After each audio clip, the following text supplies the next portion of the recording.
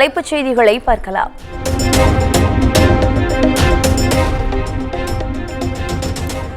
சுதந்திர தினத்தன்று ஆளுநர் மாளிகையில் நடைபெறும் தேநீர் விருந்தை புறக்கணிப்பதாக திமுக அறிவிப்பு.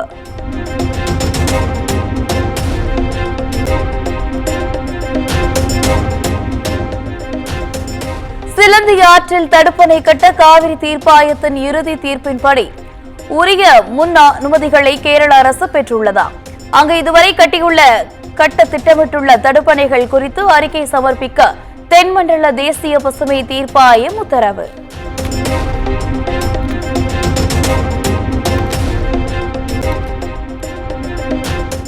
தமிழ்நாட்டில் 7 துறைகளில் முடிவுற்ற திட்டப் பணிகளை தொடங்கி வைத்தார் முதலமைச்சர் மு.க.ஸ்டாலின்.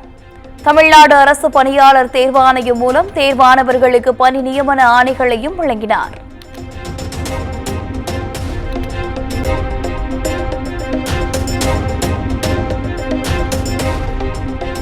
பள்ளி மாணவர்கள் மற்றும் போட்டித் தேர்வர்கள் பயன்படுத்தும் பாட புத்தகங்களின் விலை உயர்வுக்கு எதிர்க்கட்சித் தலைவர் எடப்பாடி பழனிசாமி கண்டனம்.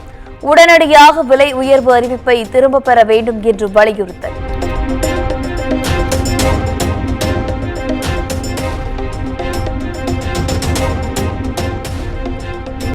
புத்தகங்கள் தயாரிப்பதற்கு ஆகும் செலவை ஈடுகட்டவே பாடநூல் விலை உயர்த்தப்பட்டுள்ளது. லாப நோக்கத்திற்கு விலை உயர்த்தப்படவில்லை என்று அமைச்சர் அன்பில் மகேஷ் பொய்யாமொழி விளக்கம்.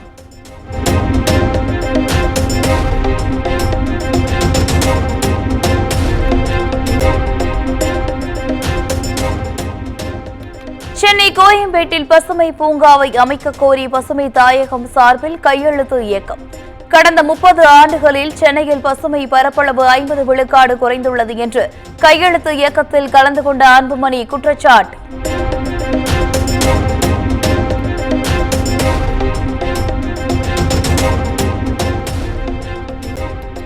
சுதந்திர தினத்தை முன்னிட்டு சென்னையில் பாஜக சார்பில் இருசக்கர வாகன பேரணி நடத்த சென்னை உயர்நீதிமன்றம் அனுமதி. தேசிய கொடியை ஏந்தி செல்வதை தடுக்கக்கூடாது என்று உத்தரவு.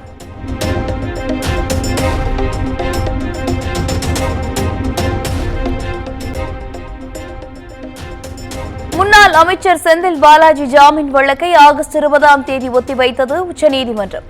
மத்திய அரசு வழக்கறிஞர் நேரில் ஆஜராகாத நிலையில் அவகாசம் அளித்து உத்தரவு.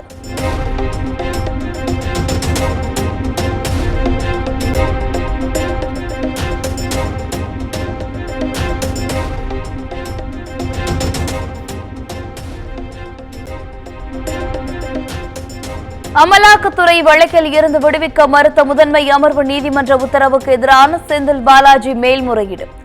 மனு குறித்து பதிலளிக்க அமலாக்கத்துறை மேலும் 1 வார கால அவகாசம் வழங்கி உயர்நீதிமன்றம் உத்தரவு.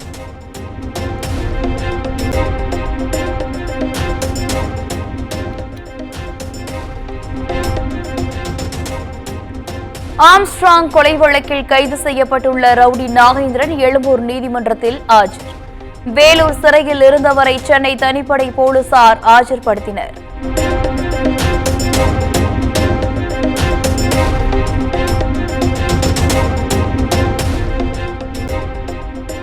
அதிமுக எம்எல்ஏ இசக்கி சுப்பையா வீட்டில் அத்துமீறி நுழைந்தவரின் சிசிடிவி காட்சிகள் வெளியானது.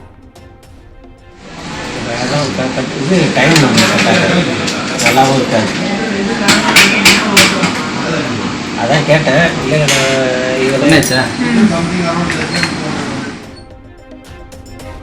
புகாரின் பேரில் மர்ம நபர் குறித்து அசோக் நகர் போலீசார் விசாரணை.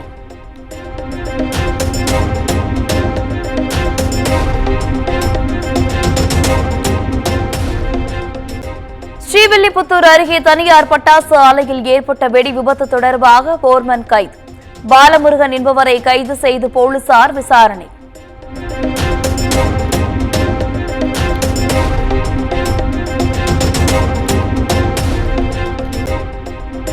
ராமநாதபுரத்தில் புயலால் மிஞ்சியுள்ள தேவாலயத்தினை சுற்றி பார்க்க சுடுமணலில் செல்ல முடியாமல் சுற்றுலா பயணிகள் அவதி. தனுஷ்கோடியில் 37 லட்சம் ரூபாய் மதிப்பில் அமைக்கப்பட்ட மரப்பாலத்தை உடனடியாக திறக்க சுற்றுலா பயணிகள் கோரிக்கை.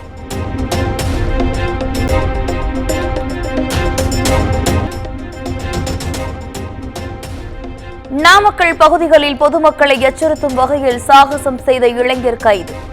பைக்கில் ஸ்டண்ட் செய்த வீடியோ வெளியான நிலையில் காவல்துறையினர் நடவடிக்கை.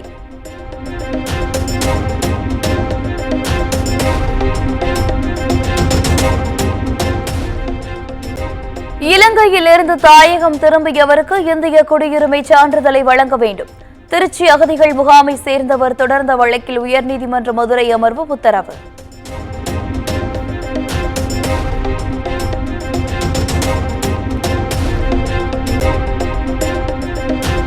விழுப்புரம் கடையத்தில் சூளப்பிடாரியம்மன் கோவிலின் தூக்குத்தேர் சரிந்து விபத்து.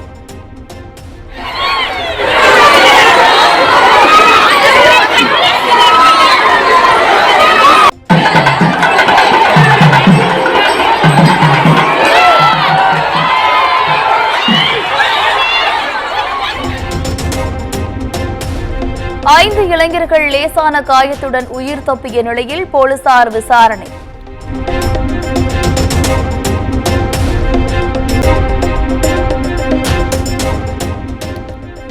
வயநாடு நிலச்சரிவில் உயிரிழந்தோர் குடும்பங்களுக்கு தலா 6 லட்சம் ரூபாய் நிவாரணம். கேரள முதலமைச்சர் பினராயி விஜயன் அறிவிப்பு.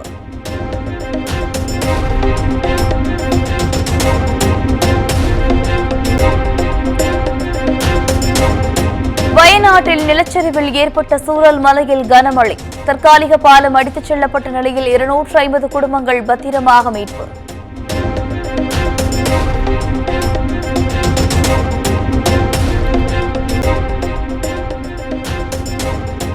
மதுபான கொள்கை வழக்கில் டெல்லி முதலமைச்சர் அரவிந்த் கெஜ்ரிவாலுக்கு இடைக்கால ஜாமீன் வழங்க உச்சநீதிமன்றம் மறுப்பு. பதில் அறிக்கை தாக்கல் செய்ய சிபிஐக்கு உத்தரவிட்டு வழக்கு ஆகஸ்ட் 23ஆம் தேதி ஒத்திவைப்பு.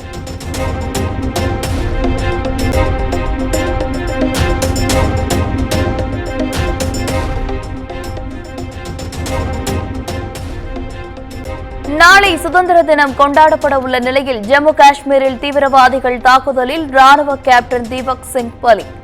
மத்திய பாதுகாப்புத்துறை அமைச்சர் ராஜ்நாத் சிங் தலைமையில் அவசர உயர்மட்ட கூட்டம்.